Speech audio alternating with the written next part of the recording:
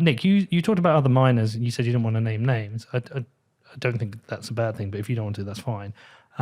In terms of some of the ones you're aware of, uh, that they're potentially greener mining companies, do we know if any of them have, for example, built their own wind farms or are exclusively sourcing for wind farms? Or do we know it's a percentage they're getting from the grid that we know it's a percentage that is from renewable? How do we know? What do we know about this? Yeah. So a lot of mining companies are publicly traded. There's maybe, I don't know, 30 in the US alone. And so by law, they have to disclose all the material facts about their operation, which is really interesting, actually. That was not the case like, 2 years ago. It was all these miners in China we didn't know anything about. So that's a great development. So there's a bunch of different models with mining. They're not all doing the same thing. Many of them are very focused on sustainability, not just because of a capital markets thing, and because being pro ESG is going to help them with the SEC or whatever, but just because it's sort of the right thing to do, and because miners have the ability to be discretionary in terms of where they secure energy from, right? They can buy energy from anywhere.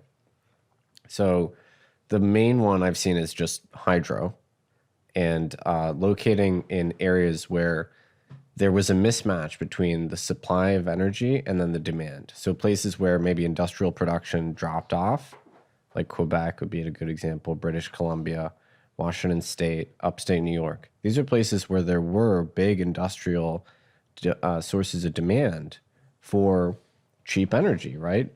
And then whatever those industries were, like, paper pulping, aluminum smelting. There's a case of a hockey stick factory in Quebec, which is now a Bitcoin mine.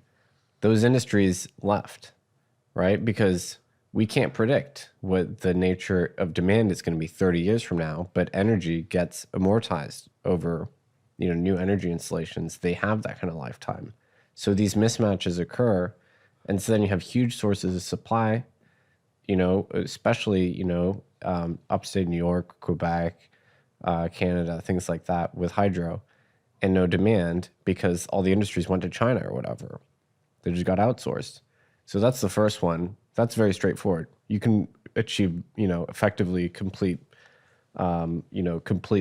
hydro-based energy. So, and there absolutely are miners that do that. The more complex and interesting one, I think, is where miners will co-locate with renewable energy assets like wind or solar. And these are assets oftentimes that are distressed in some way, because you might have a wind farm that gets built, and then on the plots of land all around that wind farm, you have 3 more wind farms get built.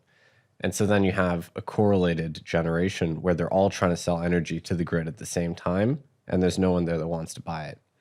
And you might have a situation like West Texas where there's transmission bottlenecks, where you've got 30, 35 gigawatts of load on a sunny, windy day, and only 5 gigawatts of local demand, and only 12 gigawatts of long-term transmission to the rest of the state. So you can't even really export all the energy. So then the energy asset owners can't sell it.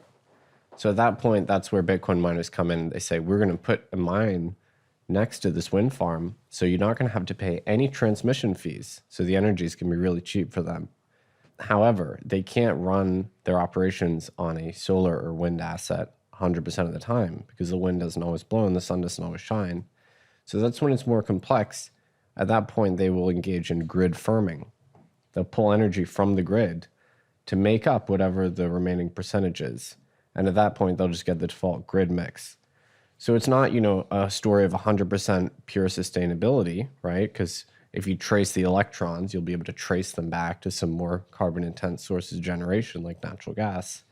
But what you are doing is rescuing the economics of renewables that are stranded, and you're allowing a structural overpenetration of renewables on the grid, which I think is, good, right? And so you'll get that in Texas. Texas is a great case study. They're piling wind and solar onto the grid right now in huge, huge amounts.